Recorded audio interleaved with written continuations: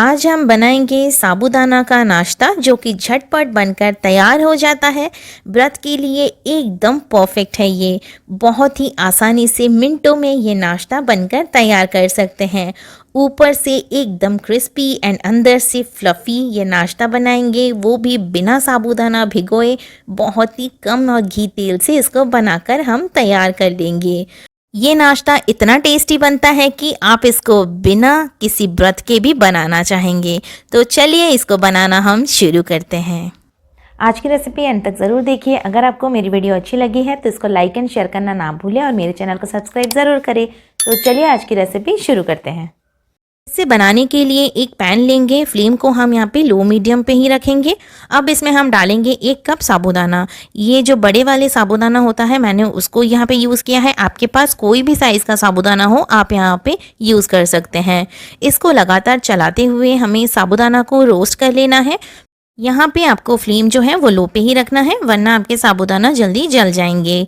और इसे रोस्ट करने से क्या होता है, हमारा जो साबूदाना है उसके अंदर का जो नमी होता है, जो मॉइस्चर होता है, वो ख़त्म हो जाता है। इस रेसिपी में ना ही आपको साबूदाना को भिगोना होता है, ना ही ज़्यादा मेहनत करना होता है और बहुत ही कम तेल घी में ये रेसिपी बनकर तैयार हो जाता है। और साबूदाना को आप पहले से ही रोस्ट करके इसका पाउडर बना के रख सकते हैं। जब आपको मन हो तब आप ये नाश्ता बनाकर तैयार भी कर सकते हैं। तो ये लीजिए, लगभग 2 मिनट हो गए हैं और साबूदाना यहाँ पे बढ़िया से रोस्ट हो गया है। अब जो गैस का फ्लेम है उसको हम ऑफ करेंगे और साबूदाना को पूरा ठंडा होने देंगे। यहाँ पे साबूदाना एकदम ठंडा हो चुका है। अब एक मिक्सी जार में इसको हम डालेंगे और इसका एक फाइन पाउडर बनाकर तैयार कर लेंगे। अब एक हम बड़े साइज़ का बोल ले लेंगे। इसमें हम डालेंगे साबूदाने का पाउडर और साथ ही में हम इसमें डालेंगे सामक चावल का आटा। इजीली ये मार्केट में अवेलेबल हो जाते हैं, या फिर आप चावल को लाकर ग्राइंडर में भी बढ़िया से इसका आटा बना सकते हैं। तो इसी के साथ हम यहाँ पे लेंगे 4 बड़े चम्मच मूंगफली का पाउडर। तो मैंने यहाँ पे मूंगफली को रोस्ट कर लिया है और यहाँ पे ये पाउडर बना लिया है। आप इस मिक्सचर को बनाकर स्टोर कर सकते हैं और जब आपको नाश्ता बनाना हो तब आप ये पाउडर को यूज़ कर सकते हैं। अब इसमें हम कुछ ड्राई स्पाइसेस डालेंगे। ये मैंने यहाँ पे 1 छोटा चम्मच भुना हुआ जीरा एंड लाल मिर्च का पाउडर लिया है। साथ में हम सेंधा नमक लेंगे 1 छोटा चम्मच और आधा छोटा चम्मच लेंगे काली मिर्च का पाउडर। अब इसमें हम डालेंगे बारीक कटे हुए अदरक, साथ में हम डालेंगे 2 बारीक कटे हुए हरी मिर्च। ये आप अपने हिसाब से कम या ज़्यादा कर सकते हैं। और साथ ही में यहाँ पे मैं हरा धनिया डाल रही हूँ। अब इन सारी चीज़ों को एक बार ही बढ़िया से कर लेंगे मिक्स। ये एक बार अच्छे से मिक्स हो जाए, फिर इसमें हम डालेंगे उबले हुए आलू। तो इसको क्रिस्पी बनाने के लिए और फ्लफ़ी बनाने के लिए यहाँ पे मैंने 2 उबले हुए आलू को ग्रेट करके लिया है और साथ ही में यहाँ पे 3 चम्मच दही ले रही हूँ। अब इन सारी चीज़ों को एक बारी बढ़िया से मिक्स कर लेंगे और आप यहाँ पे सामक चावल की जगह पे आप यहाँ पे राजगीरे का आटा या फिर आप कुट्टू के आटे का भी यूज़ कर सकते हैं। अब इसमें हम ज़रूरत के हिसाब से पानी डालेंगे और एक बैटर रेडी करेंगे। बैटर आपका यहाँ पे ज़्यादा पतला नहीं होना चाहिए और ज़्यादा गाढ़ा भी नहीं होना चाहिए। और व्रत में आप जो भी चीज़ यहाँ पे नहीं खाते हैं उसको आप यहाँ पे अवॉइड कर सकते हैं। ये नाश्ता इतना टेस्टी बनता है कि आप इसको व्रत में क्या बिना व्रत के भी इसको बनाना पसंद करेंगी। तो ये देखिए, मैंने यहाँ पे बैटर तैयार कर लिया है और यहाँ पे मुझे लगभग 1.5 गिलास के करीब पानी लगा है। बैटर की कंसिस्टेंसी एकदम परफेक्ट है। अब हम लीड लगाकर इसको 10 मिनट के लिए रेस्ट करने देंगे। तो ये देखिए 10 मिनट हो गया है और यहाँ पे बैटर भी अच्छे से सेट हो गया है, बढ़िया से ये फूल गया है। तो चलिए बनाना शुरू करते हैं। अब मैंने यहाँ पे एक पैन लिया है। आप पैन के बदले तवा का भी यूज़ कर सकते हैं।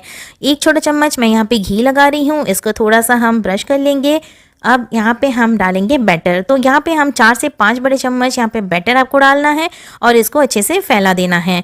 इसको आपको बहुत ज़्यादा मोटा नहीं बनाना है और बहुत ज़्यादा इसको पतला भी नहीं करना है। आप चाहें तो इसको पैनकेक की तरह भी डाल सकते हैं या फिर आप चाहें तो इसको चीले की तरह भी डाल सकते हैं।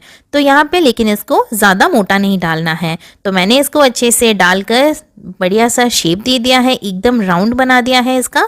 अब ऊपर से फिर से 1 छोटा चम्मच हम इसमें घी ऐड करेंगे और लीड लगाकर इसको 3 से 4 मिनट के लिए एक साइड से कुक होने देंगे।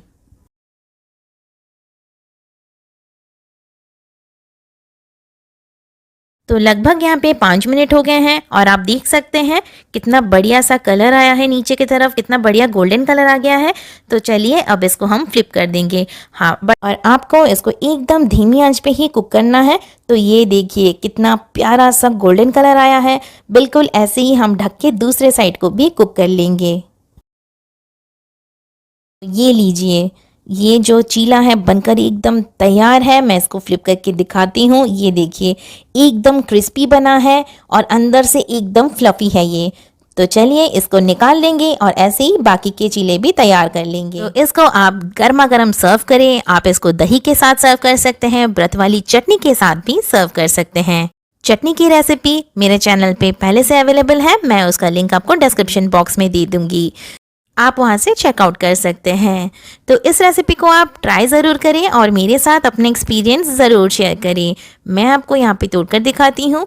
देखिए कितना पतला बना है और ऊपर से एकदम क्रिस्पी बना है और अंदर से एकदम फ्लफी। तो इसको आप ट्राई ज़रूर करें।